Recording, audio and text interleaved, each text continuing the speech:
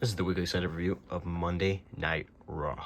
They kicked the show off with Jey Uso coming out, starting off Monday Night Raw, and he called out his brother Jimmy Uso. He's like, the match is official. Get out here. I want to go one-on-one with you, face-to-face. And then Jimmy and Solo Sikoa came from the crowd, got in the ring, and Solo's behind Jey on the ropes, and Jimmy goes face-to-face with his brother.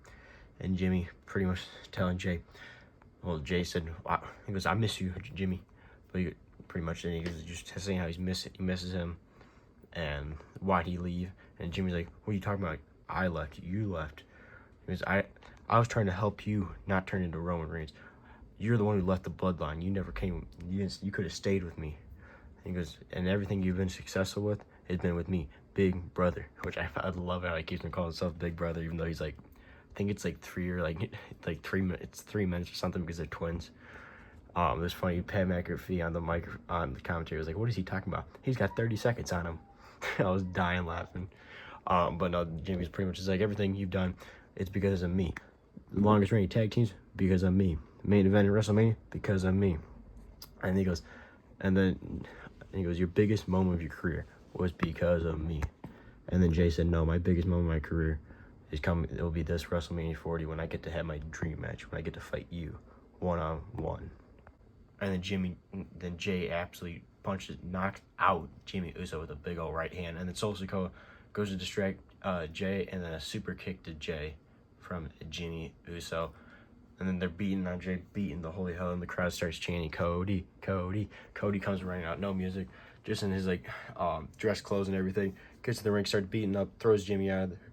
Cody hits a Cody cutter on Solo Sikoa and helps up Jey Uso, saving him. And the crowd is going crazy. Cody was in like an all-black suit. Very interesting.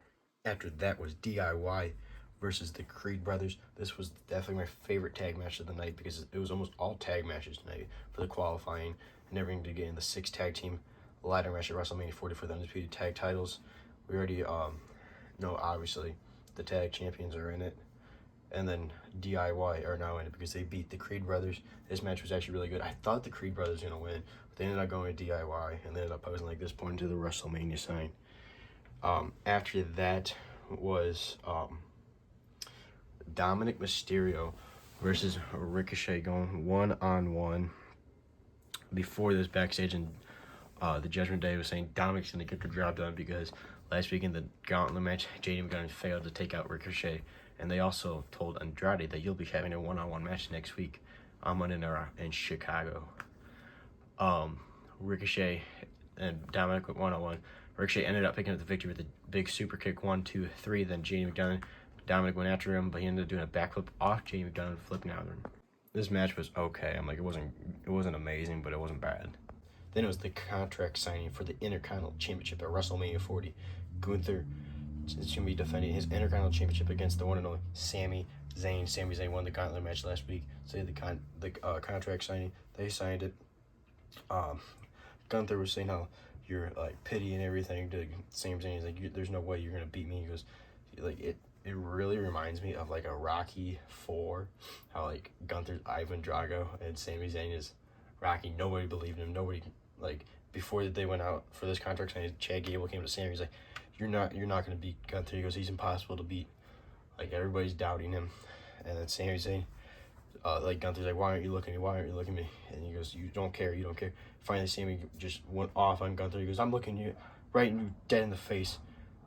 And he got up right in his face. He goes, and I will beat you at WrestleMania. I already beat the longest reigning tag team champions, the Usos, last year at WrestleMania. I'll beat the longest reigning Intercontinental champion. And I thought that was pretty cool. It'd be interesting if Sami does one. Then he's now beaten 2 of the longest reigning champions in WWE history, which is that's a really cool thing to have under his belt of accomplishments. Then it was Awesome Truth versus Jinder Mahal's Goons, dumbest tag team ever. Jinder Mahal and all 3 of those guys are terrible. But Awesome Truth came out rapping and everything, which I thought was awesome that they brought back the Awesome Truth rap.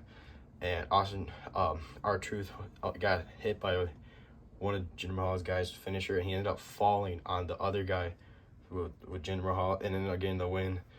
So Miz and R-Truth stole the win. Awesome Truth is going to WrestleMania. They're in the ladder match, and I think they're actually going to win it because R-Truth is so over and everything. I think they're going to put the titles on Miz and R-Truth, which will be amazing. After that, Drew McIntyre started coming out. When Seth freaking Rollins' music hits, they both get in the ring, going face to face, ripping either each other to shreds. And Drew McIntyre was saying how he's a true workhorse and that Seth Rollins is pathetic, how he which is chasing the spotlight. He doesn't care. He dresses weird. He's pathetic. He's not a worthy champion. But Drew McIntyre said, I've been working so hard. He goes, I'm going to get my moment because I'm not going to get my moment. I'm going to get my moment that I bloody earned. And Seth Rollins started saying how Drew McIntyre is trying to chase a spotlight and everything. But honestly, I got to say, I honestly don't care. I could care less about what Seth Rollins has to say. His character, the goofy dancing character, is so boring now. Like, it was funny for like the first year. Now it's like you can't take him serious. It's so stupid. Like I want like WrestleMania like 33 to 35. Seth Rollins back when he fought Brock Lesnar, when he fought Triple H, like when the Beast Slayer, the Architect, Seth Rollins. I want that back. That Seth Rollins was amazing. This Seth Rollins sucks. It just sucks. He just acts he acts so stupid. He just dancing, laughing. I'm like, you can't take him serious. He's not a serious champion. And that's pretty much what Drew McIntyre said. And that nobody can take him serious. Nobody cares about him. All he cares about is this bloodline thing, and that he's not a worthy champion, not a workhorse champion, and that Drew McIntyre is going to get his moment that he bloody earned at WrestleMania. He's going to beat Seth freaking Rollins for the World Heavyweight Championship. Then Cody Rhodes cut like the promo of his career. This promo was amazing. So he starts off pretty much addressing that this Friday he'll be going face to face with Roman Reigns, talking to him. They're gonna go face to face on SmackDown. Don't know. I'm assuming it's gonna be like a promo kind of thing. And Cody then got into The Rock. He goes, The Rock, the man that just had a hell of a promo. He didn't like say this, but he had a hell of a promo Friday with the concert thing. But Cody's like, you started talking about my mom and everything. He goes, you don't get to talk about my mom. And then he goes, The Rock. Rock's starting to call himself a heel. He goes, no, Rock, you're not a heel. You're just a bitch. I was like, dang! Birds called him a bitch. And then Cody's like, you said you're going to take a belt. The only belt my mom's going to get is the belt that you're going to take and beat me and whip me in the ring. That's have my blood all over and hand to my mom. He goes, so you talk about my mom. Let's talk about your mom. And the crowd's like losing their mind, thinking he's gonna rip on his mom. He goes, no, your mom's actually a super nice lady, unlike you. And he goes, and he was like, Rock, maybe you can talk all this smack, rip on me, and just rip and be a little asshole. But he's like, when it comes to WrestleMania night one, when you and me go face to face, are you gonna be the hero that I had when I was growing up, the Brahma Bull, the People's Champion, and actually fight? Or you just gonna have LDS, Little Dick Syndrome? I was like, God dang! Cody is just ripping The Rock to shreds, saying he's a bitch, calling him a little ass, and then also saying he's calling himself the final boss, saying how Brian Goritz, I can't remember his last name. It's something like that. His writer made that. He goes, good job of that. He's just like saying The Rock doesn't do anything. His promos are written. And calling him, saying he's got LDS, Little Dick Syndrome. I'm like, oh my God, Cody is tearing The Rock to shreds. And then, excuse me, my name is Paul Heyman. Paul Heyman comes down the ramp, going to go face to face with Cody Rhodes. And saying, he goes, I have nothing against you. There's no bloodline here with me. He's like, I'm just a messenger. And Roman Reigns, your tribal chief, always keeps his word. And his word is that he wants this Friday that there's gonna be no bloodline with him when you guys go face to face, no bloodline in the building. And he goes, what? And Cody goes, deal. He goes, wait, but then Cody, you have to come to SmackDown alone with nobody else, no Seth Rollins. And Cody goes, deal. Me and Roman face to face, just you and Roman Reigns. Because Paul Heyman said, I'll just be there. He goes, I'm just the messenger. I'm the one that goes up to the tribal chief, saying how much I love my tribal chief. I hold the title. That's all I do. And Cody agreed on it. And that was that. And then backstage, Jey Uso came out to Cody. He was like, Cody, I always will have your back. I'll be with there. I'll fight out the bloodline with you because you should not be going to SmackDown alone. You know better than that, the bloodline's lying. He goes, nope, I have to do this. And then Seth Rollins also said, he goes, you sure you want to go to SmackDown all alone? He goes, you know the bloodline, there, how they lie and everything. He goes, nope, I have to do this. I got a feeling Cody's going to get jumped by the bloodline, and it's either, I don't think Jey Uso or Seth Rollins are going to be the one to save him. I think we're going to get like a return of like somebody like John Cena, or I really don't know. Oh, the other one I forgot. Also this week, Dustin Rhodes posted a thing about saying, hey Rock, he goes, I have one more thing, F the Rock. So maybe we have Dustin Rhodes return to WWE to save Cody Rhodes. Honestly, the one that might be most likely to happen would be like more like John Cena. But I feel like it's going to be somebody that hasn't been on TV with Cody that's going to show up to save Cody, because he's not allowed to bring any of his friends. So it could be somebody that's not expecting it at all. We're not expecting at all to come and save Cody Rhodes, because I got a feeling him and Roman are going to tear it up in the ring this coming Friday on a promo and everything. But I feel like he's still going to get jumped because obviously the bloodline lie and they cheat and everything. So Cody, you might agree to get jumped and beat up. But I thought this promo was freaking amazing. He tore The Rock to shreds, telling him he has LDS, calling him a bitch, saying he's an asshole, saying that he doesn't do anything. He's just told what to do. And TKO is a bunch of. He said that The Rock just came back to WWE because he needed WWE, and the TKOs are yes men. And they need The Rock and everything. He goes, but no, we have plenty. We're doing fine. We don't need you, Rock. So The Rock, you're gonna have to step it up to keep up with Cody, because I feel like Rock's promo last week was amazing on SmackDown, but Cody kept up with The Rock.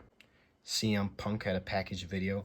He's still hurt, but he said, either way, hurt or not, if I'm invited or not, I will be at WrestleMania 40, and obviously I'll be in Chicago next week on Monday Night Raw. Can't wait to see that. Xavier Woods and Kofi Kingston, The New Day, took on Alpha Academy, Otis and Akira Tozawa in the 6 tag team match, qualifying ladder match for WrestleMania. I thought this match was pretty boring, honestly. It was obvious who was going to win. Otis and Akira Tozawa are not going to be in WrestleMania. The New Day won. It was pretty good. The best part about it was literally Pat McAfee on commentary, because he ended up pulling up a video at the end of it, like the replay of Otis slamming Xavier Woods into his stomach and quoting the Austin Powers line from Fat Bastard. He goes, get into my belly. That was funny. Everything else about this match was pretty mid. The main event was actually good. It was a women's match. It was Becky Lynch versus Nia Jax. The last women's standing match, they beat the holy out of each other with ladders and everything. For once, a women's match was actually good.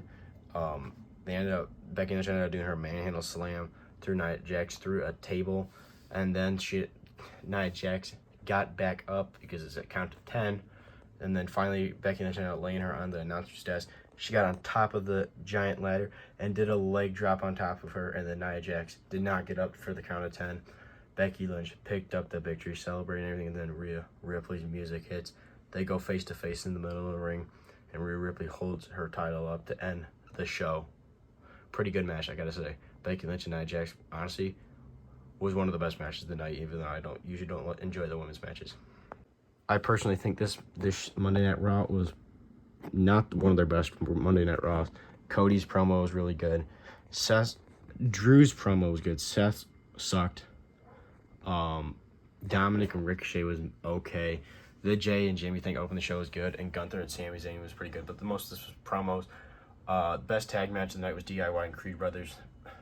Awesome Truth was just versus Jinder Mahal's Goons was just a joke match. Same thing with the New Day versus the Alpha Academy. So I'm gonna give it a 3 out of 5 because of the promos. If like Cody didn't have his promo and Seth and Drew didn't have their promo, I probably would give it a 2.5 out of 5. Also, Nia Jax and Becky Lynch's main event helped too, because this show, in my opinion, besides the couple promos that they had, all the promos were good. And then the DIY tag match, and then Becky Lynch and Nia Jax pretty much saved the show for when it comes to wrestling, because most of the rest of the show was mid. So I'm going to give it a 3 out of 5. This is JRW. Make sure to like, subscribe. Stay tuned for more wrestling figure content, and I'll see you guys in the next one.